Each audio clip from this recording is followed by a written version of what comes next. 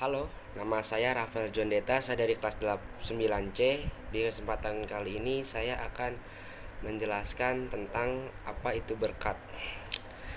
Buat yang belum tahu, berkat itu seperti mukjizat yang Tuhan berikan ya kepada kita. Contohnya kita masih diberikan kesehatan oleh Tuhan dan kita masih diberikan nafas, masih boleh hidup di dunia ini. Berkat itu nggak banyak ya, banyak macamnya, dan setiap hari itu kita pasti mendapatkan berkat dari Tuhan.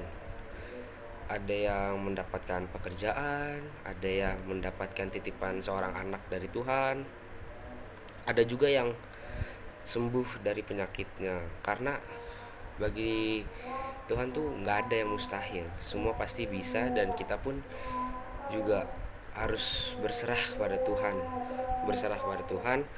percaya kepada Tuhan, dan juga jangan sampai melupakan berkat yang Tuhan berikan kepada kita, berkat kasih karunia Tuhan kepada kita. Kita contoh simpelnya itu kita harus berdoa setiap hari. Doa sebelum makan, sebelum tidur, doa bangun tidur. Pokoknya setiap kita mau melakukan apapun tuh kita harus berdoa deh intinya. Dan juga dan kita dalam hidup kita tuh jangan sampai kita tidak mengucap syukur pada Tuhan, karena itu tuh adalah suatu kelakuan yang benar-benar sangat parah gitu ya kan. Kita udah diberikan berkat sama Tuhan, kita lupa mengucap syukur. Oke, kita jangan sampai berpaling daripada Tuhan, karena Tuhan sudah baik kepada kita. Masa kita mengkhianati Tuhan yang sudah baik kepada kita? Karena kalau kita berpaling daripada Tuhan, percayalah hidup kalian tuh akan jadi susah. Habis itu selalu kekurangan karena tidak bersyukur. Habis itu selalu merasa tidak puas. Terus habis itu haus akan kekuasaan.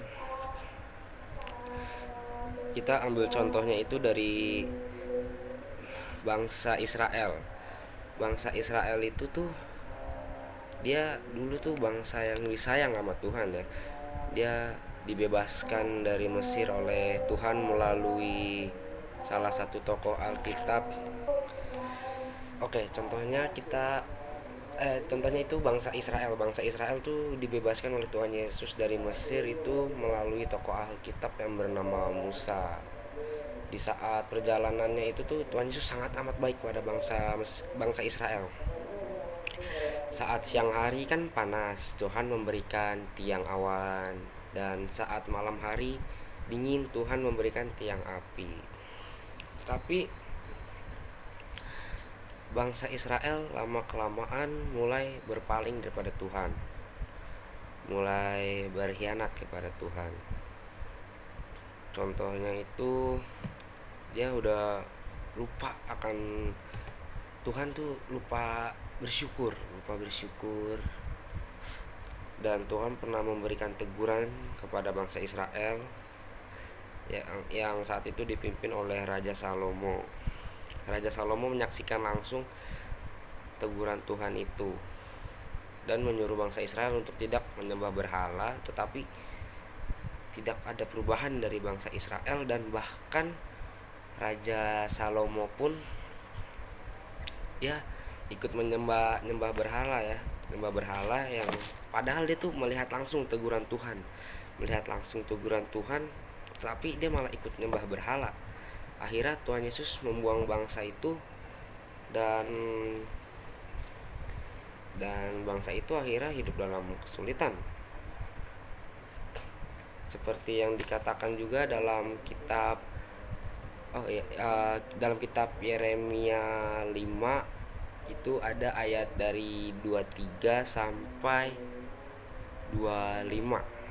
Di situ tertulis bangsa Israel dibuang oleh Tuhan Yesus dan akhirnya mereka hidup kesulitan. Dan itu aja penyampaian berkat dari saya. Terima kasih.